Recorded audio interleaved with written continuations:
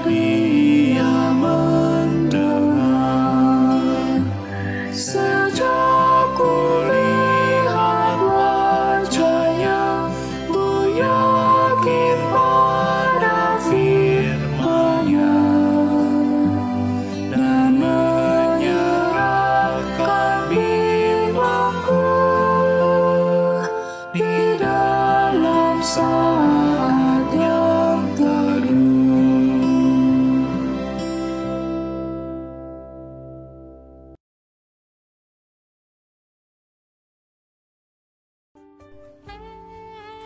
Mazmur 75 ayat 1-4.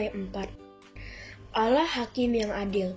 Untuk pemimpin biduan, menurut lagu, jangan memusnahkan. Mazmur Asaf, nyanyian. Kami bersyukur kepadamu, ya Allah, kami bersyukur. Dan orang-orang yang menyerukan namamu menceritakan perbuatan-perbuatanmu yang ajaib. Apabila aku menetapkan waktunya, aku sendiri akan menghakimi dengan kebenaran. Bumi hancur dan semua penduduknya, tetapi akulah yang mengokohkan tiang-tiangnya. Selamat pagi saudara-saudara yang terkasih. Sebelum kita membaca dan merenungkan firman Tuhan, mari kita bersama-sama berdoa. Tuhan Allah kami, terima kasih untuk cinta kasih penyertaan-Mu yang tidak berkesudahan. Biarlah kiranya kami boleh mengawali hari kami dalam persekutuan doa pagi dengan saudara seiman dan mendengarkan firman Tuhan. Biarlah kiranya firman itu boleh membimbing kami sehingga kami boleh menjalani hidup yang berkenan di hadapan Tuhan. Dalam nama Tuhan kami Yesus Kristus kami berdoa. Amin. Mari kita bersama-sama membaca firman Tuhan dari kitab Surat Galatia pasal 4 dimulai dari ayat yang ke-21. Galatia pasal 4 ayat 21 demikian. Katakanlah kepadaku, hai kamu yang mau hidup di bawah hukum Taurat. Tidakkah kamu mendengarkan hukum Taurat? Bukankah ada tertulis bahwa Abraham mempunyai 2 anak, seorang dari perempuan yang menjadi hambanya dan seorang dari perempuan yang merdeka. Tetapi anak dari perempuan yang menjadi hambanya itu diperanakan menurut daging, dan anak dari perempuan yang merdeka itu oleh karena janji. Ini adalah suatu kiasan, sebab kedua perempuan itu adalah 2 ketentuan Allah. Yang satu berasal dari Gunung Sinai dan melahirkan anak-anak perhambaan, itulah Hagar. Hagar ialah Gunung Sinai di tanah Arab, dan ia sama dengan Yerusalem yang sekarang, karena ia hidup dalam perhambaan dengan anak-anaknya. Tetapi Yerusalem sorgawi adalah perempuan yang merdeka dan ialah ibu kita. Karena ada tertulis, bersukacitalah hai si mandul yang tidak pernah melahirkan, bergembiralah dan bersorak-sorailah hai engkau yang tidak pernah menderita sakit bersalin. Sebab yang ditinggalkan suaminya akan mempunyai lebih banyak anak daripada yang bersuami. Dan kamu saudara-saudara, kamu sama seperti Ishak adalah anak-anak janji. Tetapi seperti dahulu, dia yang diperanakan menurut daging menganiaya yang diperanakan menurut roh, demikian juga sekarang ini. Tetapi apa kata nas kitab suci? Usirlah hamba perempuan itu beserta anaknya, sebab anak hamba perempuan itu tidak akan menjadi ahli waris bersama-sama dengan anak perempuan merdeka itu. Karena itu saudara-saudara, kita bukanlah anak-anak hamba perempuan, melainkan anak-anak perempuan merdeka. Supaya kita sungguh-sungguh merdeka, Kristus telah memerdekakan kita. Karena itu berdirilah teguh dan jangan mau lagi dikenakan kuk perhambaan. Demikian saudara-saudara pembacaan firman Tuhan untuk pagi ini. Saudara-saudara, bacaan Alkitab kita hari ini berbicara tentang 2 perempuan dalam Alkitab yang tentunya sudah tidak asing dengan kita. Walaupun kedua perempuan ini dibahas bukan sebagai sosok historis ataupun legendaris, tetapi sebagai sebuah metafora, sebagai sebuah pengandaian. Yang pertama adalah Sarah, yang kedua adalah Hagar. Saudara-saudara, kita tahu siapa Sarah dan siapa Hagar. Sarah adalah istri Abraham yang sah, dan Hagar adalah budak atau hamba dari Sarah yang diberikan kepada Hagar untuk menjadi istri dari Abraham, tapi bukan istri resmi, tetapi hanya untuk ditiduri supaya dia bisa hamil dan mengandung anak yang kemudian secara resmi akan menjadi anak dari Sarah. Tapi kita tahu apa yang terjadi kemudian adalah bahwa Hagar, si perempuan hamba ini, kemudian menjadi besar kepala ketika mengetahui bahwa dia bisa hamil sementara nyonyanya tidak. Nah saudara-saudara, dalam perumpamaan yang dipakai oleh penulis surat Galatia dikatakan bahwa Hagar ini adalah menjadi simbol dari manusia yang hidup dalam agama lama atau mungkin perjanjian lama. Baik itu dalam hukum Taurat atau juga dalam bentuk-bentuk seperti kepercayaan pada hari baik, ya, meramal nasib, meramal bintang, dan sebagainya. Sementara Sarah adalah simbol metafora dari manusia yang hidup oleh perjanjian. Nah, saudara-saudara, yang menarik adalah kita tahu bahwa sebetulnya keberadaan Hagar ini adalah karena Sarah sebagai perempuan, sebagai seorang istri yang sah, yang sudah dijanjikan Tuhan akan menjadi ibu dari keturunan bagi Abraham, dia sendiri yang tidak sabar menunggu janji Tuhan, dia yang campur tangan memberikan Hagar kepada Abraham. Dia juga yang kemudian tersinggung, sakit hati kepada sikap Hagar, yang kemudian menindas sehingga Hagar kabur, dan seterusnya, yang kemudian menyebabkan permusuhan antara keturunan Ismail dan keturunan Ishak di kemudian hari. Nah, saudara-saudara, jadi sebetulnya Sarah dan Hagar ini bukan soal bawang putih, bawang merah, atau tokoh protagonis dan tokoh antagonis dalam sinetron. Tetapi sebuah gambaran, sebuah ironi bahwa orang yang sudah hidup dalam perjanjian, orang yang sudah menerima berkat Tuhan, yang sudah menerima janji berkat Tuhan, kadang-kadang masih tidak bisa percaya dan menjadi manusia yang hidup dalam perhambaan.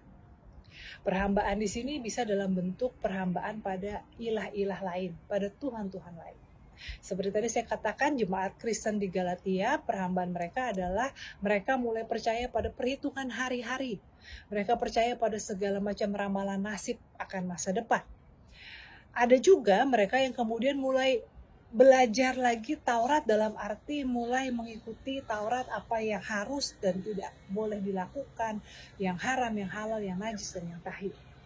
Nah, ini menarik, orang-orang yang sudah bebas dari segala macam aturan yang sebetulnya membelenggu, atau perhitungan hari baik yang mengatakan, oh ini hari yang buruk, tidak boleh ke ladang, ini hari yang baik, ini hari untuk harus buka usaha dan sebagainya, tapi kita sudah dibebaskan dari segala macam perhitungan-perhitungan ini.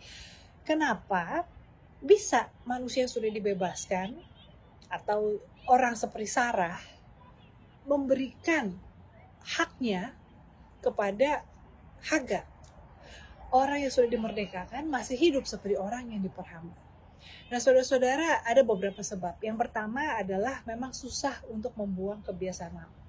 Kalau selama ini hidup kita sudah dibelenggu oleh perhambaan pada materi, perhambaan pada gengsi, perhambaan pada kekhawatiran, ketakutan, perhambaan pada kelekatan kepada manusia, pengakuan dari manusia, teman kita, persetujuan dari orang tua, dari pasangan, dan sebagainya, atau tadi ya materi, kompetisi, gengsi, ambisi, kalau itu yang selama ini menjadi tuan kita, menjadi motivasi kita untuk menjalani kehidupan, memang akan sulit untuk kita mengalami hidup yang dibebaskan dalam anugerah Tuhan. Karena sudah sekian lama itu yang menjadi modus operandi kita, itu yang menjadi standar prosedur kita. Nah, oleh karena itu kita perlu mengalami Tuhan dalam arti sesungguh-sungguhnya.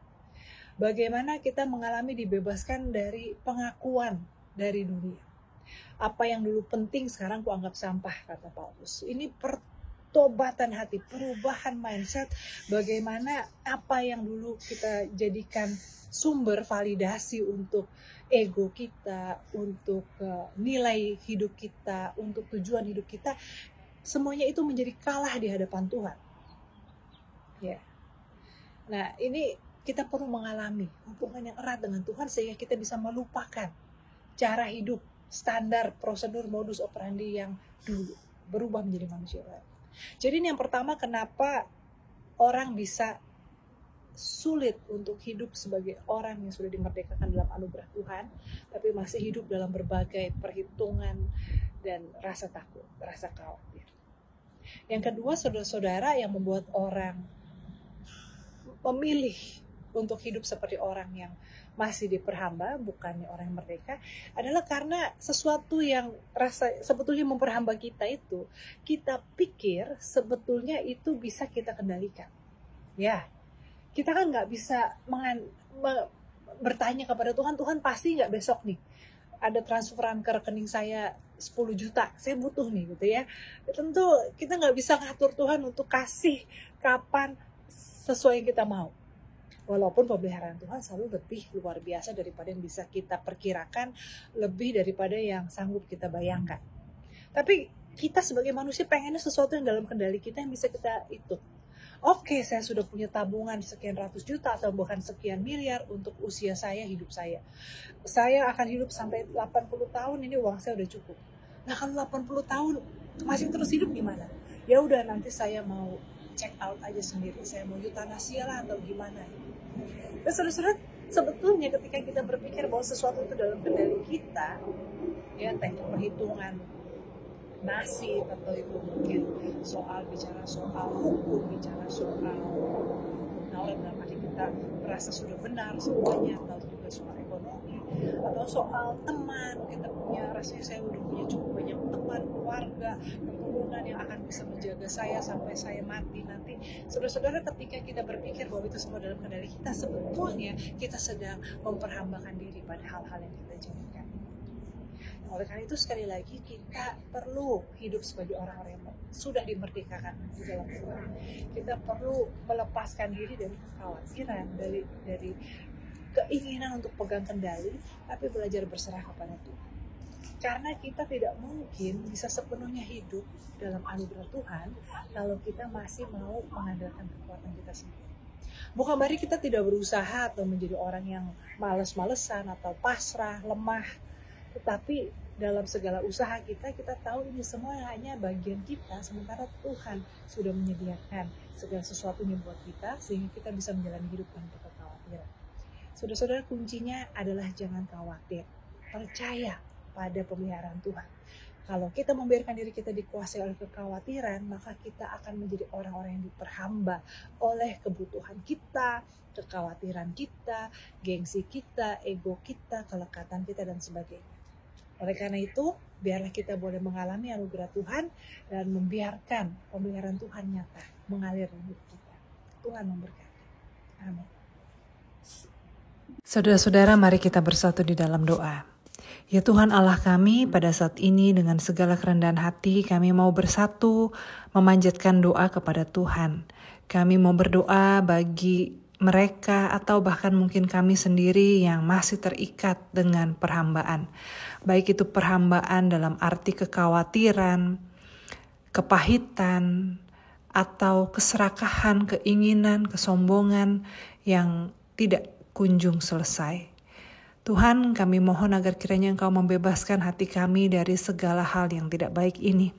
Mampukan kami untuk mengampuni, untuk berdamai, untuk berserah, untuk berbagi, dan terutama untuk mengalami anugerah pembebasan dari Tuhan yang bukan saja membebaskan kami dari dosa, masa lalu kami, atau menjanjikan surga, tetapi terutama juga memberikan kami hari ini, masa yang sekarang yang baik, yang bisa kami nikmati dengan penuh sukacita dan damai sejahtera.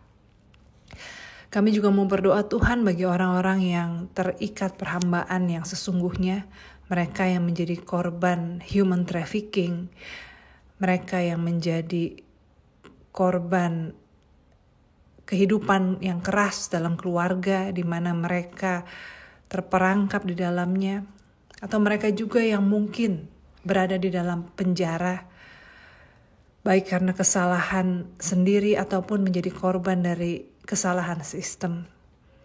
Tuhan, kami mau berdoa bagi mereka.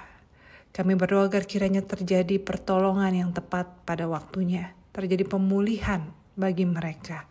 Dan kami mohon kiranya agar kami juga boleh menjadi alat Tuhan untuk membawa kemerdekaan, pembebasan bagi mereka. Tuhan, saat ini kami juga mau berdoa untuk bangsa dan negara kami, untuk kondisi politik di tengah bangsa kami menjelang tahun pemilihan presiden tahun depan. Kiranya Engkau yang menjauhkan kami dari segala perpecahan, fitnah, adu domba. Biarlah kiranya kami boleh dengan akal sehat, dengan hati nurani, dengan hikmat yang dari Tuhan, boleh ambil bagian dalam kehidupan politik, kehidupan berbangsa, kehidupan bernegara kami dengan sebaik mungkin. Kami mau serahkan Tuhan orang-orang yang terlibat langsung sebagai para calon, biarlah kiranya Tuhan yang menyiapkan calon pemimpin bagi bangsa kami yang terbaik, yang seturut dengan kehendak Tuhan. Tuhan, kami mau serahkan juga kehidupan setiap kami yang ada dalam persekutuan doa ini ke dalam tangan Tuhan.